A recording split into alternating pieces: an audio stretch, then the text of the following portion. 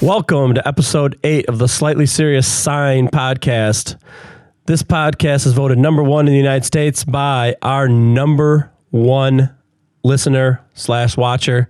We're not going to say it live, but if you want to go to YouTube, we're going to put the clip up so you know our number 1 listener will be on YouTube only. But thank you for voting us number 1. Everybody go thank them, people. Tyler, you want to introduce our guest today? Yeah, so today we're going to talk about UV flatbed printers, and we're definitely not experts on that, so we brought in somebody who I think is probably an expert in that. So Dustin David is with us today, so you can see him. A few things I want to cover before we get into that. A few people have asked, when's the next episode coming out is what they ask. If you haven't figured it out by now, we upload our videos every Monday. So if you're looking for the next one, it's every Monday. So just look for that. We'll try and be as consistent as we possibly can. Our travel schedules are kind of insane, but we're so far pulling it off. So fingers crossed, we'll upload every Monday. We'll let you know if that changes, but currently that's the plan. So thanks guys. We appreciate all of you guys reaching out, asking us, looking for it. So it's been great. But again, Dustin, thanks for joining us. Can you just explain to people kind of like who you are, who you work for now, and kind of what your background in the industry is? For sure. So I started in 2000 for what was a competitor of yours here in Grand Rapids. One of your employees, Domingo Tobar, hired me. Advantage? Thanks, Domingo. Yeah, it was Advantage. Yep. So We've talked about Advantage a lot on this. As long as we can say names, right? Yeah, we can say names. If they don't, we'll just beep them out. Okay, yeah. For sure. So I started in 2000. I was brought on as a tech support guy doing phone calls for Gerber equipment. So it was an exciting time. It was a lot of fun. I did that for about 12 years before I got into product development. And at that point, I started to manage both the hardware and the consumable side of the business. So I dealt with a lot of different manufacturers at that point, bringing them on, running a demo center, supporting sales reps. And I got kind of sick of being in the office all the time. So I kind of as a natural progression, I got into sales, got out in the field, been doing that for about 6 years now. I work for a competitor on the West Coast, Grimco. You can say them. I can say it. Okay. So I worked for Grimco for about 4 years. I did basically regional hardware support. So I sold flatbeds, cutters, things like that, all up and down the West Coast. And then the opportunity came to move on to Vanguard. So I moved back to the Midwest, and I'm glad to be back in kind of normal world here. So love the Midwest. I'm just glad to get back for sure. Yeah. So it's not on my paper. What made you kind of take the job at Vanguard and come? Well, obviously you wanted to come back to Midwest. It sounds like just one thing, but why Vanguard, I guess, for coming back? So why Vanguard? This kind of gets into the founding of Vanguard and everything like that. So I had a working relationship with Dave Sitch way back in the day when he was at CET. Advantage was a CET dealer. So I had a good working relationship with him, and I always wanted to work for Dave. It was kind of a joke. I tried to do whatever I could to get into both CET and then Vanguard when it was founded. But there just wasn't a good opportunity for me to get in back then.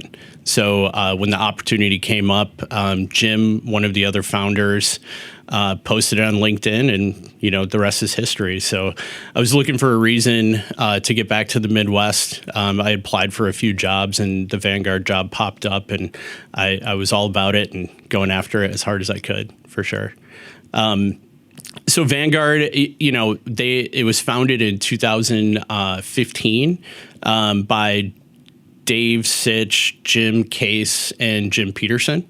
And like I said, I tried to get into it when I could, initially, but as a startup, they didn't have a position for me. So finally, the sales job in the Midwest opened up, and I was able to get aboard, for sure. Perfect. So we'll talk about Vanguard specifically more kind of later in the podcast. But definitely. just to give you an idea, just to make sure that you guys know kind of what the goal is with this episode, we're trying to talk about, like, with flatbed printing, it's not for everybody, but for some people, I think it is for them, and they may not know that they're kind of missing on an opportunity. So the main goal is to kind of cover who is the ideal customer for a flatbed. So let's start there, and I guess we can move from there. Okay.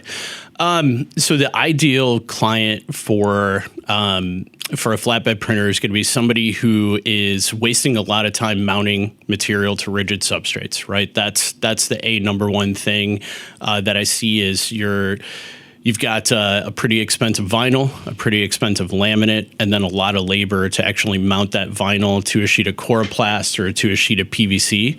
That becomes kind of a time waster, and then also a cost of goods waste, right? So, if you're a shop that's doing a lot of mounting to coroplast, you're doing a lot of mounting to PVC, ACM, things like that, that's when it starts to become time to start to look at the next thing for you. And that's where a flatbed is going to reduce the amount of labor that you're doing. And it's also going to reduce your cost of goods sold significantly. Yeah, so obviously we're talking about people that are mostly, the main customer we're talking about is somebody doing like corrugated signs. That's probably the majority of those customers.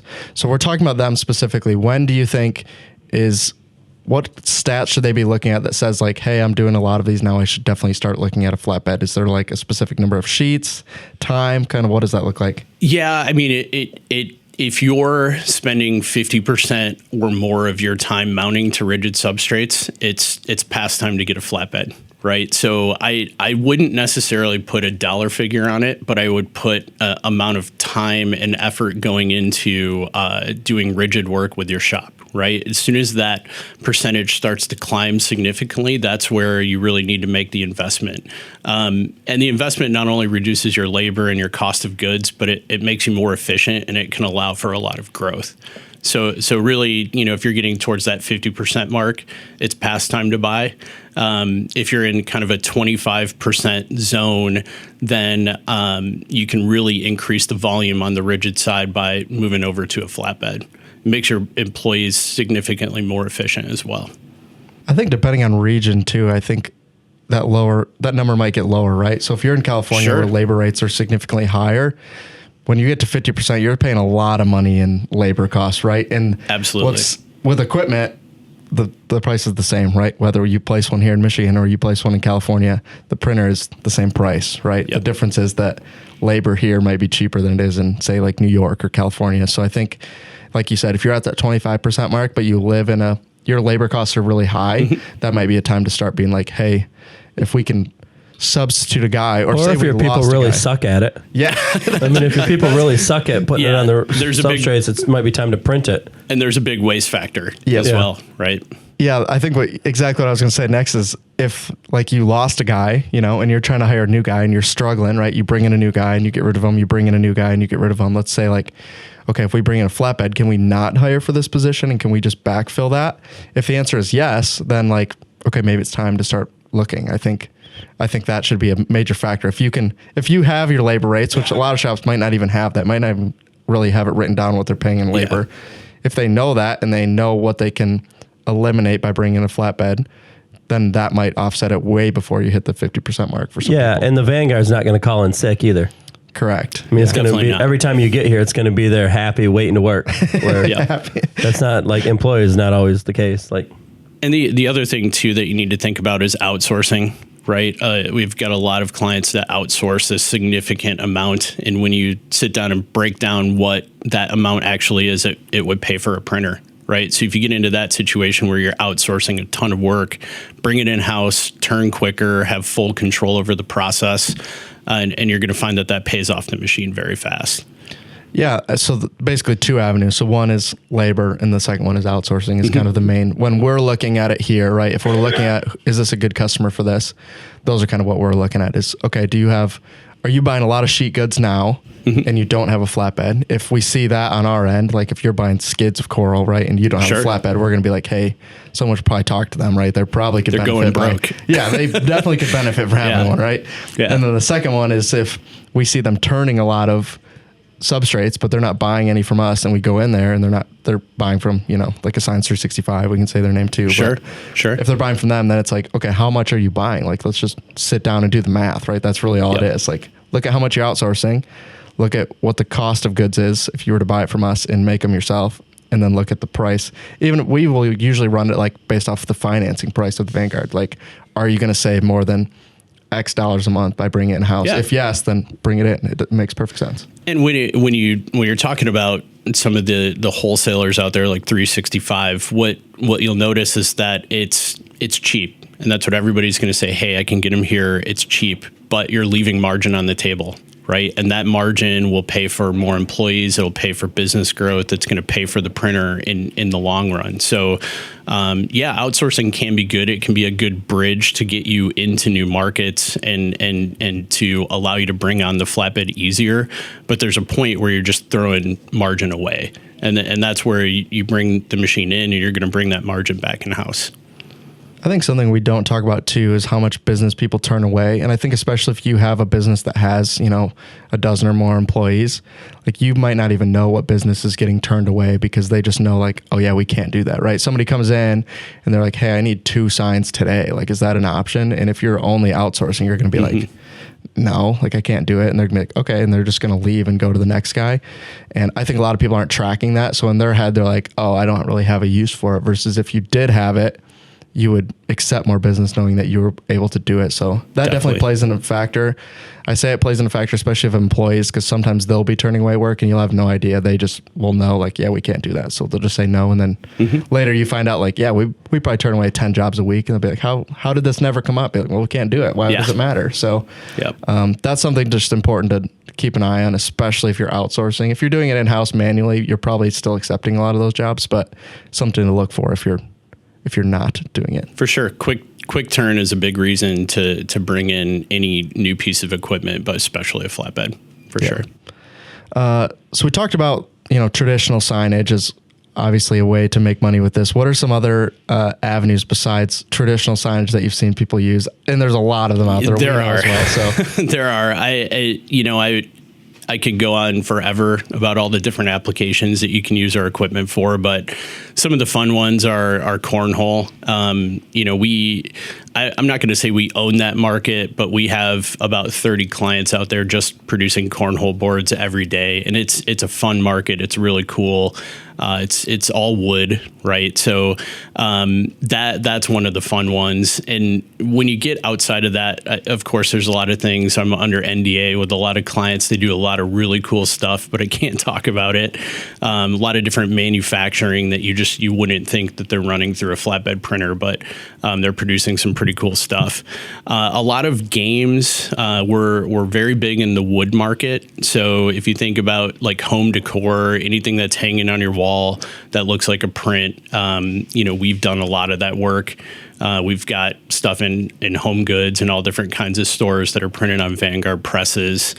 We do a lot of interior decor for restaurant build outs and things like that. We've got clients that just focus on that market. So one of the big ones that I think is really cool is customization and personalization, where you're taking any type of small trinket like a pen or a golf ball or anything small, you're putting it into a fixture and then you're putting a corporate logo on it, right? That's a big market for us, and we've got a lot of clients doing that.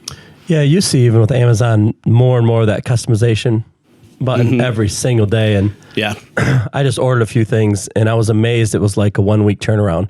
Instead of being like, it's 2 day ship, it was literally 1 week. They customize everything in 1 week. They're printing it. And I look at what they're printing it on, like, man, I can print that myself. But like, some of the times you just want to know like how fast it's going to be and what are they doing? And, I might order something just to see like, what is it printed on? How are they customizing it? And just kind of look at it. So it's amazing how much customization is becoming part of our reality.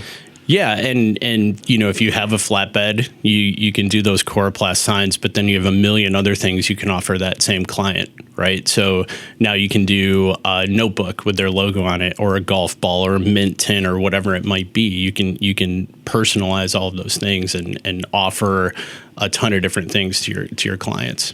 I think people that are in the apparel space are pretty familiar with this for the most part, right? So they're selling, like someone comes in, they're like, yeah, I need like 12 work shirts. And then they're like, oh, do you also want, X, Y, and Z, right? It'll be like polos or hoodies.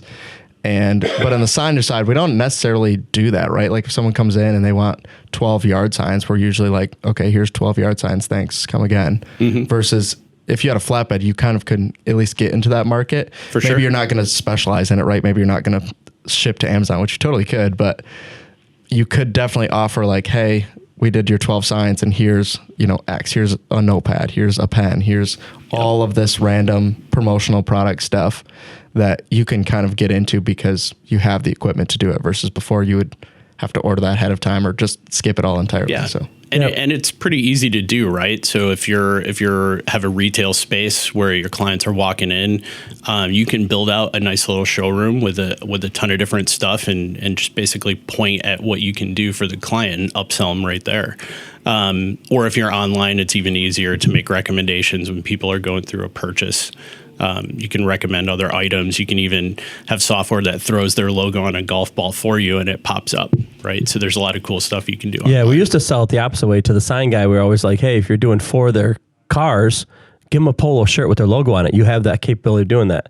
Now we're kind of like, not flip-flopping, but like, hey, now you're doing their 4 signs, give them a notebook. Yep. Or give them pens or something, you know what I mean? Sure. Like instead of like a shirt, so it's kind of flip-flop. Or they come in for 4 shirts, give them a notebook. So, definitely. So we've been talking about kind of the pros, how you can make extra money, how you can substitute some of the work you're currently doing. But let's kind of talk about some of maybe, I don't know if we'll call them the cons, but kind of the struggles of flatbeds. So one of the main ones that we wanted to cover is kind of white ink. Like white ink and UV kind of historically has been an issue. I mean, white ink across the board, right? Not even in UV, in EcoSolvent and every platform out there, white ink has been an issue. That's true. Yeah, obviously you come from that side too, right? So like we were talking before we came on is one of the things we'll always do is if someone comes on and they want white ink, I don't know if we'll say we'll discourage them from buying it, but we'll definitely make sure they have a reason to have it, right? Because we know, especially on the service side of things, when we service our equipment, it can be a struggle. So kind of, if you want to just talk about kind of why that is or kind of what we look for to see if someone would be like an ideal white ink customer. So I think what's critically important during a sales process is setting expectations properly, right? So, anybody that's going to engage and going to want to get into white ink business, I want to be comfortable with them that they're actually going to sell it and use it, right? I'll give you kind of 2 scenarios. We have clients that print white ink every single day. They have a fantastic experience, never have problems. It's kind of cut and dry and easy because they're using it, right? We have clients that will use white ink once a month or less, and those are the clients that have problems with white ink. We've got a pretty rigid maintenance procedure that you do on a daily basis, and if you follow the maintenance and you are printing with some type of cadence, you're going to have a good experience with white ink. If you're not going to have a good experience with white ink. And, I would say it's kind of a blanket statement across the industry. It doesn't really matter what product you have. If you have white ink, it's going to be a consistent experience. Yeah. So like from our side, what we've seen is we've done that same thing, right? Go through the sales cycle. Are you going to use it? Yes, we're going to use it every single day. And then 2 weeks later, they call and they're like, hey, white ink's not running. And be like, have you been running it? And be like, oh no, this is the first time. Be like, well, it's been 2 weeks. Like you said, you were using it every day. And we've seen some of those customers take the white ink out of their machine, right? Like, which is an option. But you already paid for that white ink head, right? Like, so that's why we always tell people, like, we want to make sure you're going to use it, because if not, you're going to take it out and you already paid for it, right? So like, that's just lost money on your end. So exactly why we're always being very particular about, like, do you really need it? Like, we're not just asking, like, obviously we would love to sell you white ink in your machine, right? On Vanguard, right? That just means, another head most of the time in your machine. Like, sure, that's great for everyone, but it's not going to be great if you're not going to use it. So that's kind of where we try and make sure you're going to use it. If you use it every day, like I said, we have customers, same thing, using it, love it, no issues. We've never heard complaints. Yeah. Like we put in the 5x10 that we had in here in the shop, they have white. I've never one time heard from them since they got the machine, right? Which means it's running, because I just asked them to print something and they said they could. So obviously it's still running. Yep. But that's it, because they literally do use it every day and they don't have issues. Yeah. And if you're out there and you're thinking and you're on the fence about white ink, you do not have to use it every single day, but you have to sell it, right? And you got to keep white ink moving through the system. We do a few things with our printers to make it easy for you. We recirculate white ink through the machine. So it goes from the bulk container up to the sub tank and then back down to the bulk container. We also have agitation within that bulk tank. So we do a really good job of moving white ink around, and that's kind of the key.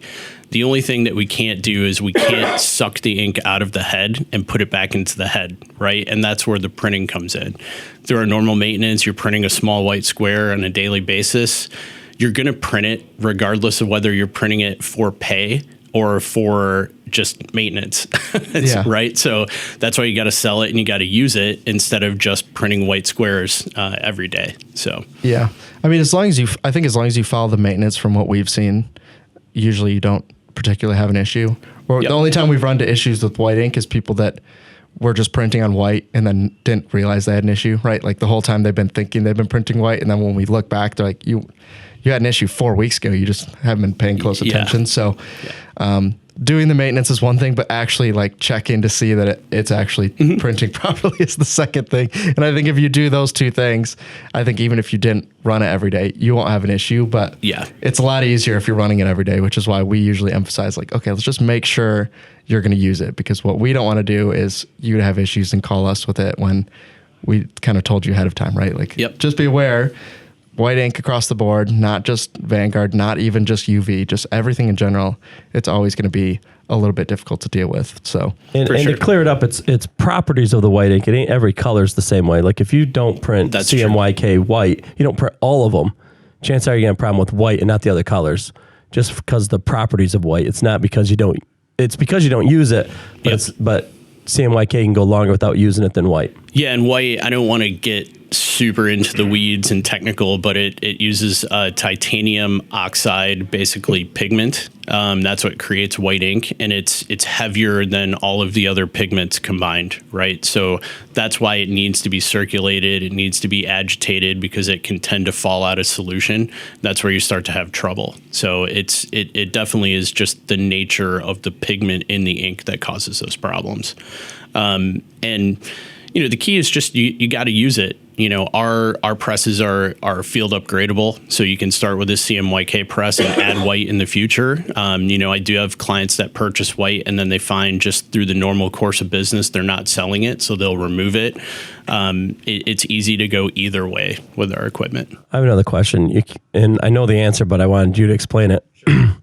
Why do you call the Vanguard a press and not a printer? It goes back to just kind of the industrial build of the machine. When I think printer, I've dealt with a lot of equipment over my career, and that's usually like your 64-inch roll-to-roll printer, right? It looks more like a printer. When you look at our equipment, it doesn't look like a printer. It looks like an industrial piece of equipment, and that's where the press terminology comes in. Okay, just wanted to clear that up for everybody. Sure. Like I knew the answer, but there's people out there that are going like, "Why does he call it a press?" Yeah, and I've called it a printer the entire. That's okay. That's okay. You're a rookie. Well, true. Yeah. So we talked about kind of the white, right? But the other thing we kind of want to cover is who is not an ideal customer for a flatbed, right? Like we always talk about like qualifying leads here, right? So we want to make sure that they're an ideal customer for a flatbed. One is because of, like white ink, but just in general, like with really any equipment, right? It's only going to work if you're going to run it, right? So we want to make sure that like if we're going to place it, that it's going to be good for both parties. So who would you say is not like an ideal customer? It's a great question. First I would say people that can't physically fit it in the shop, right? More often than not. Amen. We do run into that. It's a problem. Our equipment is all welded together. It doesn't come apart like some other competitors' models that build just inferior machines, right? So you got to be able to get it into the space. So that's number one. And number two, if you're a shop that does vehicle graphics, you're kind of focused in on that market. You might not be paying a lot of attention to outdoor signage, and it might not be the best move for your business, right? You really have to look at what you're selling, what your clients are, and if you're not doing rigid, it's not a good fit. Right. So we don't wrap vehicles. We don't produce a press that is capable of wrapping vehicles. It's mainly ink technology. There are very few UV inks on the market that are approved for wrapping vehicles. And they typically go into like the fleet market doing the sides of trucks and things like that. So you're not going to see too many, Porsches wrapped with UV ink. That's just not a thing. Yeah, with UV ink, I mean, you're just running into flexibility issues is mostly what that comes down to. So some of our, like ones that we compete with out there that sell UV into that mostly are recommending for trucks, right? They're doing flat surfaces. They're going over rivets and you might crack, but mostly it's not too big of an issue. But for sure. So that kind of covers everything on the flatbed side. So we just want to go through, we had talked about kind of like how Vanguard started, but let's talk about like what sets Vanguard apart from, some of the competitors in the market. Sure. Well, so, with the way we approach the market is we build a press that's field upgradable, that allows a client to start within a specific price point that they can achieve. And then as their business grows, we can come out, we can field upgrade the press, we can add more heads and effectively make it faster, right? So our equipment is scalable and it does allow our clients to grow as they own the machine. So it's one of the key things that sets us apart from most of our competitors. What you're going to see out there, online is just a fantastic support experience from us, both through our dealer channel, like you guys, and then from our own internal support. So we've got a great support structure. We support our clients in actually maintaining their own equipment, which is very rare in this space. Most of our competitors will not allow you to turn a screwdriver on your own machine. So we do, and we also offer training courses in Atlanta where your employees can fly down. They can go through a service training, just like our technicians, like your technicians have gone through. And then in the end, they're comfortable opening up panels and changing parts. And ultimately, the employee that's in your building is going to be the fastest person to react to an issue. And we do a fantastic job of supporting our clients, in turn supporting their machines. So another thing just to talk about too, especially with like some of the lower end on your competitor side of things, is that when you get a hold of support, 99 out of 100 times they're going to get somebody in Atlanta, right? Or in the United States, right? I mean, Definitely. 100 times in the United States. every time. Yeah. So that's just something to note. Like a lot of times, especially now, like some of that support, especially like entry level support is getting outsourced. So we're seeing like level one support or whatever they call it, tier one. The entry level support will sometimes be outsourced versus you're going to get somebody that already kind of is going to have a pretty good idea how to solve your issue 99 out of 100 times. Sometimes, sure, it's going to have to get, escalated to somebody that might know a little more, but the first line of support is going to be significantly better than many of the other options that we have on the market. Yeah, you're not going to get the stupid questions either. Like, no. Like, I call, hey, my machine won't stop beeping. And the first question, they're just reading off thing, is it plugged in? Did you not hear me say that it's beeping? We've all been through that, right? So you don't get that either, which is nice. Yep. Yeah, so that's just something like a note, I guess, from our side of things is it's a lot easier to send somebody there when we know what kind of questions they're going to get, where sometimes you're like, okay, let me try and fix your issue first, because if you call, you're just going to call back mad at me. So let's like do that, versus with you guys, I'll usually just be like, yeah, just like call them. Like they'll probably fix it pretty quickly, versus you calling me and I'd be like, I mean, I don't call know us, email us, whatever most convenient for you. And the main thing is, of course, we don't outsource support at all. It's all done in-house. And we also use our field technicians to do phone support, right? So we don't have a dedicated phone support group. We actually use the guys that are out there installing equipment, doing break fix. The same technicians that will come and turn the screwdrivers on your machine are the ones that answer the phone on a rotational basis. We've got a couple of them that, just through their career, they want to slow down on travel, so they do more phone support than they do installs and get out and travel. But it's seasoned guys that answer the phone every time. Yeah, We agree with that model. We do the exact same thing here. Yep. Our phone support is a rotation to the guys that are out on the road. It works the best. Yeah, it's by far and away the best. So kind of last things on our end. So you talked about field upgrades on the printer. So what kind of speeds are you looking at when you go through Vanguard? Obviously, it's kind of all over the gamut, but Sure. if you just want to cover some of those for you. Yeah, so I think it's important to talk about the different classes of machines that we offer, price points, and then, kind of what you can get out of that, right? So we start at 58,000. Which is an incredibly inexpensive way to get into flatbed printing. It's a 2-head press, a 4x8 foot machine, and that will give you about 6 boards an hour, right? So this is realistic production. Everybody, there's kind of 2 different things that we talk about. There's mechanical limits. If you're running it wide open, how fast can the machine go? That quality that you're producing at that speed is not usable in most circumstances. So we don't really even talk about that. I don't like to present those figures. They're going to be on, our web page. They're going to be out there, but that's not how we, realistically produce things, right? So for 58,000, you're going to get 6 boards an hour, right? That's kind of where we start. When you upgrade that machine and you add another 2 heads, you're actually increasing the production about 80%. So you're going up to about 12 boards an hour, just depending on the quality that you're going to do. But you can realistically almost double the speed of the press. So that's on the inexpensive side. When we're talking about the high end, we have a 15 head Kyocera machine. It's a 6x10 product that can produce a sheet of coroplast in about 35 seconds. So that's kind of the extreme upper end of. What's the price of that one? So over 300.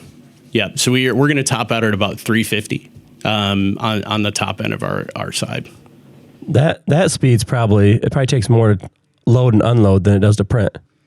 It's matter how fast your guys are. Yeah, you got to have a skilled operator at that speed, and we would never say that is 120 board an hour machine, right? Because it's impossible for somebody to be able to actually load and unload the machine with that kind of speed. But realistically, you're going to get somewhere in the 70s boards per hour, 70, 75 boards an hour on that press. And that's with somebody that's skilled. You've got a good workflow. You got space to work around the machine.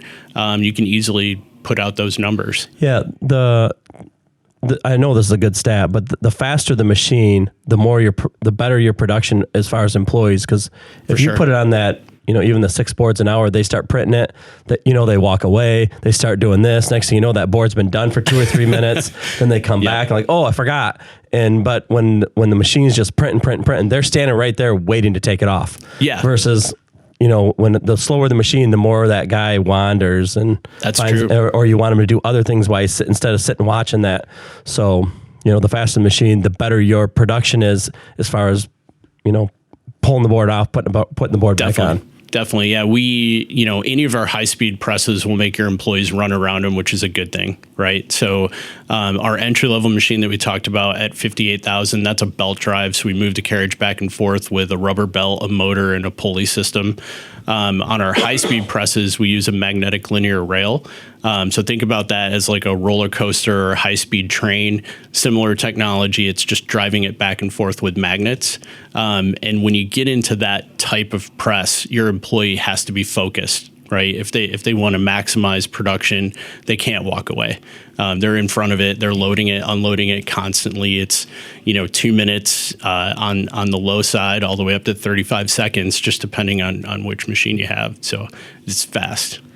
Yeah, one thing just to note kind of on what you talked about at the beginning too, you're talking about the entry-level price, and then you said 4x8 model. So what to note is if you look at some of the competitors out there, they're going to have a lower entry-level price probably, but they're not talking about a 4x8 machine, right? We're talking about smaller versions of that, which the picture may show you a 4x8 when they give you the price, but then when you nail down into it, it's a smaller press, right? We're talking like some are down to like 2x4, right? Yeah, we're talking like super small presses, but they'll advertise them in that space. So then when you go in, you're going to think oh, this is a great deal. And then find out that, to get the 4x8, it's more expensive or at least the same price. So that's just something to think about.